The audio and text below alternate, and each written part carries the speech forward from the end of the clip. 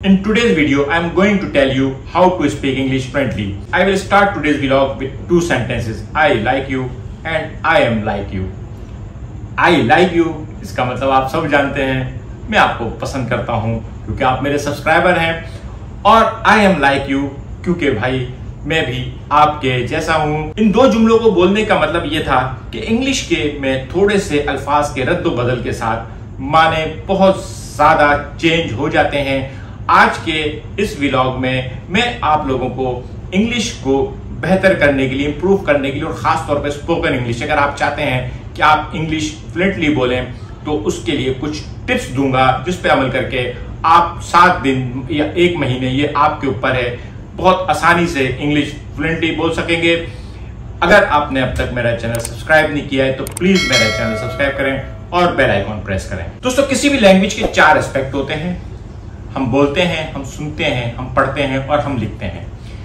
अगर हम किसी भी आम ऐसे बंदे जिसकी इंग्लिश थोड़ी सी ठीक हो, जो जिसने मैट्रिक, इंटर किया हो या इवन के बीए पास हो, और उसे पूछा जाए कि वो अपनी इंग्लिश को रेट करे, तो वो कहेगा यार मैं पढ़ तो लेता हूं, फिर मैं लिख भी लेता हूं, हाँ बोलने में मुझे बहुत परेशानी है। और आप यकीन माने कि आपको सबसे ज्यादा जो परेशानी होती है, यू फेस डिफिकल्टी, वो है लिसनिंग, सबसे ज्यादा आपको। लेकिन हम इस पे तवज्जो नहीं देते, और लिसनिंग जब नहीं होगी तो स्पीकिंग कैसे होगी?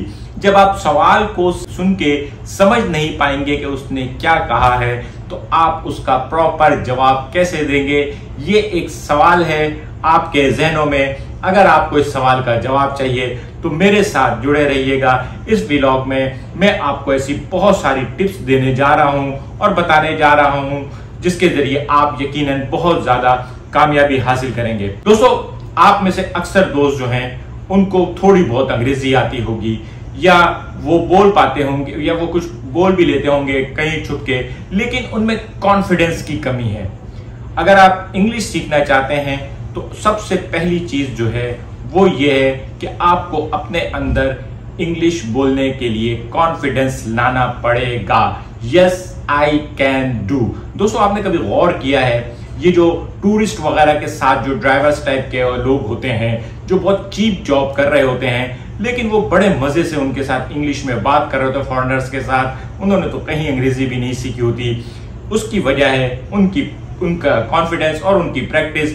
उनको जो कुछ आता है टूटा फूटा वो अपना काम चला लेते हैं, और वो फॉरेनर्स भी उनके साथ जो है ना वो कंफर्टेबल रहते हैं। जबकि हमारे अपने ही लोग जो हैं, यानी हमारे जो एशियन, साउथ एशियंस लोग हैं, अगर हम उनके साथ जरा सा भी एक जुमला गलत बोल दें तो वो हमें फौरन टोक देते हैं, और यहीं से वो प्रॉब्लम शुरू होती है जिसने आज तक आपको फ्लुएंटली इंग्लिश बोलते से रोक के रखा है। क्योंकि आपके दिमाग में एक डर बैठ गया है कि जैसे ही आप इंग्लिश बोलेंगे आपका कोई दोस्त आपको टोक देगा, करेक्शन कर देगा, या आपका मजाक उड़ाएगा कि उसकी वो देखो एक तो आती नहीं, ऊपर से बोलने की कोशिश करते। दोस्तों, ये दुनिया जो है ना, ये सिर्फ मजाक उड़ाने के लिए पैदा हुई है। आप यकीन करें, अगर आपका कद लंबा है तो ये आपको लंबू कहेंगे, और अगर आप छोटे कद के हैं तो ये आपको ठिकना कहेंगे। अगर आप काले हैं तो ये आपको कालिया कहेंगे। अगर आप बहुत ज्यादा गोरे हैं तो आपको ये अंग्रेज कहेंगे, लेकिन वो भी टाउंटिंग के अंदाज में। अगर आप मोटे हैं तो ये आपका मजाक उड़ाएंगे, और अगर आप दुबले हैं तो भी आपका मजाक उड़ाएंगे। ये किसी भी हर सूरत में आपका मजाक उड़ा रहे हैं, तो फिर क्यों ना इनको आपकी अंग्रेजी का मजाक उड़ाने दिया जाए। आप अपना काम करें। अगर आपने अपने अंदर से झिझक खत्म कर ली, दोस्तों मैं रिपीट कर रहा हूं, अगर आपने अपने अंदर से ये झिझक खत्म कर ली कि मैं इंग्लिश बोलूंगा और कोई हंसेगा, तो आप यकीन करें आपने इंग्लिश लैंग्वेज का 50% कोर्स पूरा कर लिया। आपने कभी गौर किया है कि हम उर्दू बोलने वाले या हिंदी बोलने वाले या पंजाबी बोलने वाले, जो पढ़े लिखे हो या पढ़े लिखे नहीं हो, वो उन्होंने ग्रामर पढ़ी हो या नहीं पढ़ी हो, हम ग्रामेटिकली कभी भी गलत उर्दू, हिंदी या पंजाबी नहीं बोलते। लेकिन जब हम अंग्रेजी की तरफ आते हैं तो दुनिया हमें ग्रामर के पीछे लगा देती है। हम ग्रामर में उलझ के एक राउंड अबाउट के गिर चक्का लगाते रहते हैं। हम ही के साथ शी और शी के साथ हैज और हैज के साथ नॉट लगाने के चक्कर में हम कुछ नहीं समझ पाते, और हमारी सारी जिंदगी जो है इसी में लग जाती है। सेकंड चीज, ट्रांसलेशन। हम सब की एक हैबिट हो जाती है, आपकी खास तौर पे आपकी लिसनिंग की, आपकी सबसे बड़ी बात जो होती है, हम हर चीज ट्रांसलेट कर रहे होते हैं। यही वजह है कि जब आप पढ़ते हैं तो आप बड़ी आसानी से अपनी स्पीड से पढ़ते हैं। आप जुमला पढ़ते हैं, उसको समझते हैं, ट्रांसलेट करते हैं, फिर नेक्स्ट सेंटेंस पढ़ते हैं, फिर उसको ट्रांसलेट कर लेते हैं। अगर कोई लफ्ज मुश्किल आता है, कोई डिफिकल्ट वर्ड आता है, तो आप उसको मीनिंग रुक के देख लेते हैं और इस तरह से आपको रीडिंग कंफर्टेबल लगती है। उसके बाद जब आप राइटिंग कर रहे होते हैं तो वहां पे भी आप अपनी मदर टंग उर्दू, हिंदी या पंजाबी में सोच रहे होते हैं, फिर उसको ट्रांसलेट कर रहे होते हैं। और जब उसको ट्रांसलेट कर रहे होते हैं तो उसकी ट्रांसलेशन में ग्रामर में उलझ हुए होते हैं और बहरहाल किसी न किसी तरह से लिख लेते हैं। लेकिन जब आप बोलने लगते हैं तो आप फिर अपनी मदर टंग में सोचते हैं और फिर उसको ट्रांसलेट करके बोलते हैं। और जैसे ही आप मदर टंग में सोच के उसको ट्रांसलेट करने की कोशिश करते हैं, वहीं से आप फंबल मारते हैं। क्योंकि कैसे फ्लुएंसी आ सकती है? How can you speak fluently when you think and speak? Fluently का तो मतलब यह है बेसाख्ता लगातार बोलते चले जाना एक ही सांस में। और एक ही सांस में बोलने के लिए जरूरी यह है कि आप ट्रांसलेशन ना कर रहे हो, बल्कि जिस तरह से जो अल्फाज आपके दिमाग में आ रहे हो आप उनको बोलते चले जाएं। वो कहावत है ना, गुस्से में इंसान दुनिया की सबसे बेस्ट तकरीर करता है। तो आप ये समझ लें कि जब भी आपको अंग्रेजी बोलनी है तो आप जिस तरह से गुस्से में बेतहाशा बोलते चले जाते हैं, इसी तरह से इंग्लिश को भी बेतहाशा बोलते चले जाएं। अब यहां तक आ गए तो अब आप कहेंगे कि आपने सब कुछ बता दिया, लेकिन इंग्लिश आएगी भी, तो इंग्लिश भी आएगी, आपको दोनों हिस्से बताऊंगा। लेकिन याद रखिएगा, मैंने आपको पहले भी बता दिया था, स्पीकिंग के साथ साथ लिसनिंग भी बहुत जरूरी है। तो मैं आपको स्पीकिंग और लिसनिंग दोनों के लिए टिप्स दूंगा। जब तक आप इसको पेयर में इस्तेमाल नहीं करेंगे, आप कभी भी फ्लुएंट स्पीकर नहीं बन सकेंगे। दोस्तों, आपने ये मिसाल सुनी होगी कि आप अपने पैशन को अपना प्रोफेशन बना लें, आप उसमें कामयाब रहेंगे। इससे ज्यादा बेस्ट नौकरी हो ही नहीं सकती कि आदमी वही काम करे जो जिस काम को उसका शौक है। इसी तरह से इंग्लिश सीखने के लिए भी आप पैशन बना लें और आपके पास आपको दो पैशन चाहिए। एक पैशन तो आपके पास इंग्लिश सीखने का है। अगर आप मेरी वीडियो देख रहे हैं और आप यहां तक पहुंच गए हैं तो इस बात का तो मुझे यकीन है कि आपके अंदर पैशन के साथ साथ पेशेंस भी है और आप इंग्लिश सीखना चाहते हैं। और यकीनन आपका कोई ना कोई एक और पैशन होगा आम लाइफ में। आप क्रिकेट के शौकीन होंगे, आप मूवीज के शौकीन होंगे, आप ड्रामा देखते होंगे, आप पबजी गेम्स खेलते होंगे, आप सोशल मीडिया फ्रीक होंगे, आपको फेसबुक या व्हाट्सएप के ऊपर बहुत मजा आता होगा। यकीनन कोई ना कोई चीज होगी जिसमें आप लगे रहते होंगे और आपके घर वाले आपको कहते होंगे ये हर वक्त इसमें लगा रहता है। तो उस चीज को मार कर लें कि आप किस चीज के शौकीन हैं। जिस चीज का इंसान शौकीन होता है उस चीज को सर्च करने, खोजने के बारे में हमेशा वो कुछ ना कुछ जुगाड़ निकाल लेता है। अगर आपको फिल्मी अदाकार पसंद है तो आप उनकी तस्वीर सर्च कर लेंगे, आप उनके इंटरव्यू सर्च कर लेंगे, किसी न किसी तरह से आप अपना काम चला लेंगे। तो यहीं पे मैं आपको ये कहूंगा कि आप अपने ही किसी पेशेंट को, जो आम लाइफ का पेशेंट है, उसको इंग्लिश में ट्रांसफर कर दें। यानी अब अगर आपने जो कुछ भी अपने पेशेंट के बारे में इंफॉर्मेशन लेनी है वो आप इंग्लिश में हासिल करें। अगर आप खासतौर पर किसी क्रिकेट या फिल्म के शौकीन, इंडिया पाकिस्तान में पूरे तमाम जो लोग हैं ना, मेरे ख्याल में शायद ही कोई होगा जिसको फिल्म या क्रिकेट दोनों से ही दिलचस्पी नहीं होगी। अगर इन दोनों से दिलचस्पी नहीं हो तो फिर फुटबॉल से दिलचस्पी होगी, फुटबॉल नहीं तो पबजी खेलते होंगे। तो आप अपने फेवरेट क्रिकेटर, अपने फेवरेट स्पोर्ट्समैन, अपने फेवरेट एक्टर के इंटरव्यू इंग्लिश में पढ़ने की कोशिश करें। यहां क्या हो रहा है? यहां हो ये रहा है क्योंकि आपको शाहरुख खान पसंद है, क्योंकि आप मेसी के फैन हो, क्योंकि आप विराट कोहली के ऊपर जान छिड़कते हो, तो अब आप विराट कोहली के बारे में जानना चाहते हो। आपके सामने जो पीस ऑफ इंफॉर्मेशन इंग्लिश में है, आप उसको किसी न किसी तरह से पढ़ने में दिलचस्पी हासिल करोगे, बशर्ते कि मैं आपको ऐसे चैप्टर या ऐसे लेसन पढ़ने को बताऊं जो जिससे आपको दिलचस्पी नहीं हो, गांव की सैर, प्लेटफॉर्म रिव्यू वगैरह वगैरह।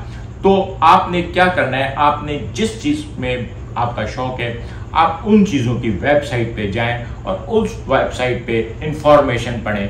यानी आप इंग्लिश पढ़ रहे हैं लेकिन पढ़ असल में आप अपने शौक की चीज रहे हैं। यहाँ आपको आम के आम गुठलियों के दाम हो रहा है। जब आप पढ़ते चले जा रहे हैं तो आपके दिमाग में खुद ब खुद स्ट्रक्चर, सेंटेंस की का फ्लो, इंग्लिश के वर्ड्स नए नए सामने आते चले जा रहे हैं। यहाँ वोकेबलरी के ऊपर भी मैं आता हूँ। दूसरी चीज जो है वो आप शौकीन हो या नहीं हो, लेकिन आपको शौक पैदा करना होगा। मैंने आपसे शुरू में स्टार्ट में कहा था कि आपकी लिसनिंग, आपने कभी गौर किया अगर आपकी मादरी जबान हिंदी है तो आपको मलबारी जबान बोलने वाले लोगों को जब आप सुनेंगे तो लगेगा कि वो सारे अल्फाज एक जैसे बोल रहे हैं। चाइनीज की बात सुने तो आपको लगेगा वो सब चिंग चिंग चिंग चिंग चिंग कर रहे हैं, लेकिन एक चाइनीज बहुत आसानी से सामने वाले चाइनीज की चिंग चिंग चिंग को डिस्टिंक्टली सुन रहा होता है। इसकी वजह यह है कि उनके कान उन अल्फाज को सुनने के आदी हैं। आपको ज्यादा से ज्यादा इंग्लिश मूवीज या इंग्लिश प्रोग्राम देखने हैं, जिसके जरिए ये इंग्लिश मूवीज या इंग्लिश प्रोग्राम देखने का फायदा ये होगा कि आपके कान उन इंग्लिश के वर्ड से मायूस हो जाएंगे। जब आप थोड़ी देर तक किसी प्रोग्राम को देखते रहेंगे तो आपको आहिस्ता आहिस्ता ये फील होने लगेगा कि अब आपके कान में अलग अलग वर्ड्स आ रहे हैं। जितना आप ये प्रैक्टिस करेंगे उतना ही आपको इंग्लिश के अलग अलग वर्ड्स की साउंड आने लगेगी।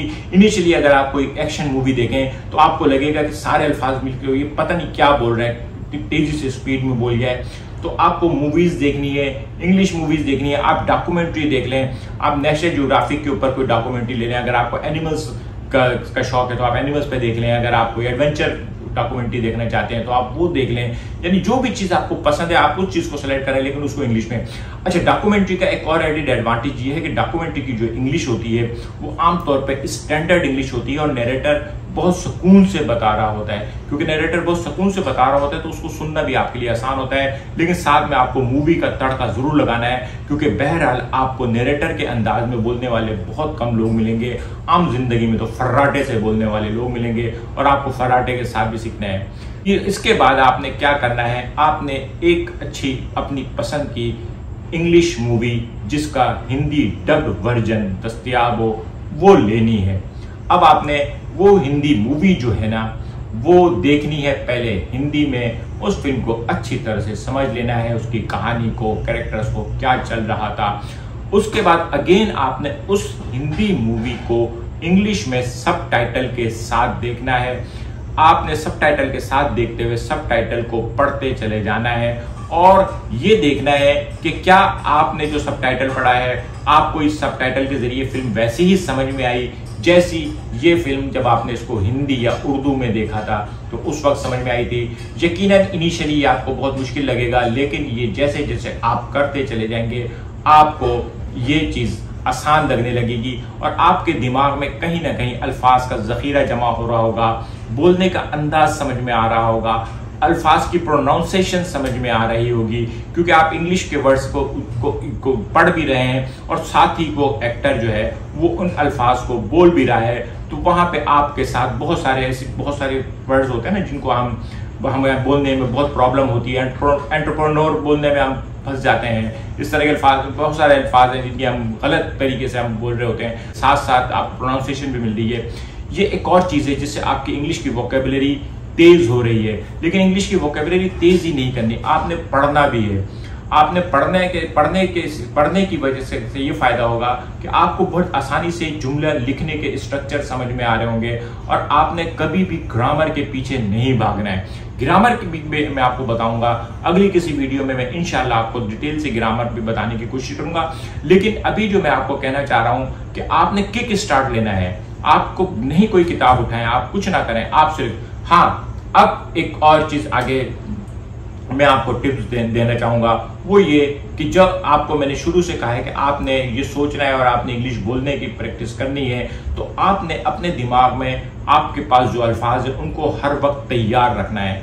दोस्तों आप गौर करें, आपको इंग्लिश के दो तरह के अल्फाज आते हैं।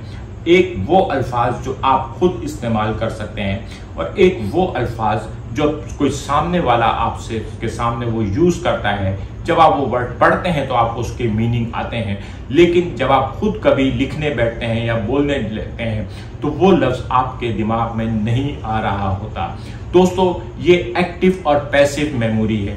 आपने सबसे पहले अपनी पैसिव मेमोरी को एक्टिव करना है। और पैसिव मेमोरी एक्टिव कैसे होगी? पढ़ने से और बोलने से। जब आप पढ़ेंगे वर्ड और उसी वर्ड को बार बार बोलेंगे तो वो पैसिव वर्ड्स आपकी एक्टिव मेमोरी में आते चले जाएंगे। जो कुछ आपके हाथ में सोर्स है वो भी काफी है। हर वो बच्चा जिसने मैट्रिक या इंटर तक पढ़ा है उसको 200-400 इंग्लिश के लफ्ज तो आते ही आते हैं।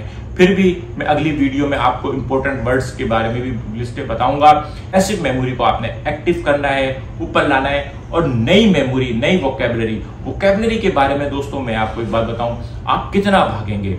वोकैबुलरी तो बहुत बड़ी है। अगर आप खड़े होके आईने के सामने खड़े होके सिर्फ अपने सर के बालों से लेके और पैर के नाखून तक गिनने शुरू करें पार्ट्स ऑफ बॉडी में, तो सिर्फ आपके अपने फेस को गिने, ईयर है, फोरहेड है, आईज है, आईब्रो, आईलिड, नोज, नॉस्टैच, चीक, चिक्स, ये तो बहुत लंबी एक लिस्ट है ना। हर सब्जेक्ट की अपनी एक डिक्शनरी है, तो आपने उधर किधर भागना है। आपने तो अपनी रोजमर्रा की इंग्लिश में, इसीलिए मैंने आपको कहा था कि आप वो चीजें देखें जो आपको रोजमर्रा के इस्तेमाल किए। आप इंटरव्यू देखें, आप मूवीज देखें, आप डॉक्यूमेंट्री देखें और वहां से जो जो वर्ड्स आपको नए और अच्छे लगे उनको आप अपने पास लिख लें और उस लफ्ज को इमीडिएटली, फौरन, जैसे ही आपको मौका मिले इस्तेमाल करें। अगर यहाँ पे मैं आपको एक मशवरा देना चाहूंगा, अगर आप चाहें तो अगर आप 2 या 3 दोस्तों का एक ग्रुप बना लें और वो 2-3 दोस्त जो हैं वो आपस में ये तय कर लें कि हम आपस में बात करेंगे और एक दूसरे का मजाक नहीं उड़ाएंगे। यहाँ मैं आपको बताऊं कि आप 2-3 दोस्त मिलके इंग्लिश में बात करने की प्रैक्टिस करें और जब आप लोग बात कर रहे हो तो कोई गलत बोल रहा हो, आप सुन रहे हो कि वो गलत बोल रहा है, लेकिन आपने उसको टोकना नहीं है। आपने इंग्लिश में बात करते रहना है, इंग्लिश बोलते रहना है, टूटी, गलत, जो भी है, लेकिन आपने टोकना नहीं है। उसके बाद जब वो उसका टेम्पो नहीं तोड़ना है, जब वो बोल चुके बाद में थोड़ी देर बाद उसको बताएं कि यहाँ ये गलत कर दी। आप लोग एक दूसरे को करेक्ट भी कर रहे होंगे, आप लोग एक दूसरे को कम्प्लीमेंट भी कर रहे होंगे। दोस्तों, मैं आज के जो सबक में जो मैंने टिप्स दी थी मैं उनको रिपीट करता हूँ। आपने मूवीज देखनी है सबटाइटल के साथ और सबटाइटल पढ़ने हैं, लेकिन आपने सबटाइटल से पहले आपने कोशिश करनी है कि उस मूवी का हिंदी डब्ड वर्जन देखा हुआ हो, ताकि आपको इजीली पता हो कि आप जब सबटाइटल के साथ आप उस फिल्म को देखना शुरू करें तो आपको कुछ ना कुछ आइडिया हो। और उसके बाद अगली प्रैक्टिस आप ये करें कि पहले इंग्लिश में मूवी देखें, उसको समझने की कोशिश करें कि आपको कितनी समझ में आई, और फिर उसको बाद में उसका हिंदी वर्जन देखें और फिर ये देखें कि आपने इंग्लिश में उस फिल्म को देखने के बाद जितना समझा था अब वो कितना है। ट्रांसलेट आपने बिल्कुल भी नहीं करना है। बार बार रिपीट कर रहा हूं, जैसे ही आप ट्रांसलेशन की तरफ जाएंगे आप इंग्लिश में कभी भी कामयाब नहीं होंगे। आप इंग्लिश सारी जिंदगी ट्रांसलेट करते रह जाएंगे, कहने वाले की बात को ट्रांसलेट करके समझने की कोशिश करेंगे, जवाब देते हुए अपने जुमले को उर्दू में सोच के इंग्लिश में ट्रांसलेट करने की कोशिश करेंगे और आप कभी भी कामयाब नहीं हो सकेंगे। आपने सिर्फ ये समझना है कि बात समझ में आ गई है, आप उस मौजू को, उस कंटेंट को, उसका जो मैसेज था वो अगर आप तक पहुंच गया है, it is enough for you. और उसके बाद जो है ना इंग्लिश से देख के, जो हिंदी में देख के वेरीफाई करें कि आपने जो कुछ देखा था और समझा था स्टोरी एग्जैक्टली वही है या कुछ फर्क है। जैसे जैसे आप इसको आगे बढ़ाते चले जाएंगे आप इंप्रूव करते जाएंगे। 7 दिन, 3 दिन, 30 डेज, 90 डेज, ये तो आपके ऊपर है। आप जितनी प्रैक्टिस करेंगे, जितना इसके पीछे जाएंगे, ये आपको उतना फायदा पहुंचाएगी। अगर आप स्लो हैं तो आप जो है इसको 1 साल में भी नहीं सीख सकेंगे। अगर आपने रोजाना प्रैक्टिस की और जितनी ज्यादा प्रैक्टिस करेंगे और जितनी रूटीन में प्रैक्टिस करेंगे उतनी जल्दी आप फील गुड फैक्टर करेंगे। लेकिन दोस्तों, सारी बातों के साथ आखिर में फिर रिपीट करूंगा, अगर आप बोलेंगे नहीं तो आप कभी भी इंग्लिश नहीं बोल सकेंगे। अगर आप इस चक्कर में रह गए कि पहले मैं इंग्लिश बोलना सीखूंगा फिर मैं इंग्लिश बोलूंगा, तो आप कभी भी नहीं सीख पाएंगे। क्या कभी कोई आदमी स्विमिंग सीख के स्विमिंग पूल में जा सकता है? नहीं। पहले वो स्विमिंग पूल में जाएगा, हाथ पैर मारेगा, गलती करेगा, फिर उसके बाद स्विमिंग सीखेगा। इंग्लिश भी स्विमिंग की तरह है। आपने इंग्लिश बोलना स्टार्ट कर देना है और उसके बाद अपनी इंग्लिश को इम्प्रूव करते रहना है। ये बिगिनर्स के लिए बिल्कुल भी नहीं थी, लेकिन आइंदा किसी वीडियो में मैं बिगिनर्स के लिए भी कुछ चीजें लेकर आऊंगा और इंशाल्लाह आप लोगों को इसी तरह की मालूमाती वीडियो भी देता रहूंगा। हालांकि मेरा आमतौर पे मैं क्रिकेट, मूवीज वगैरह पे बात करता हूं, लेकिन साथ ही साथ मैं हर एक चंद दिन 15-20 दिन के बाद एक वीडियो ऐसी जरूर शेयर करता हूं जिसमें मैं आप लोगों के साथ कुछ ऐसी चीजें शेयर कर सकूं जो मैंने सीखी हैं या जो मैंने लर्न की हैं अपने तजुर्बे के साथ। मैं अपना तजुर्बा आपके साथ शेयर कर रहा हूं। आज का वीडियो कैसा लगा कमेंट करके जरूर बताइएगा और आप मुझे इंस्टाग्राम पे भी मैसेज कर सकते हैं अगर आपको कोई सवाल पूछना हो, अगर आपको कोई गाइडेंस चाहिए हो, मैं आपके लिए इंस्टाग्राम पे आपको जरूर जवाब दूंगा। अगले किसी वीडियो के साथ शुक्रिया।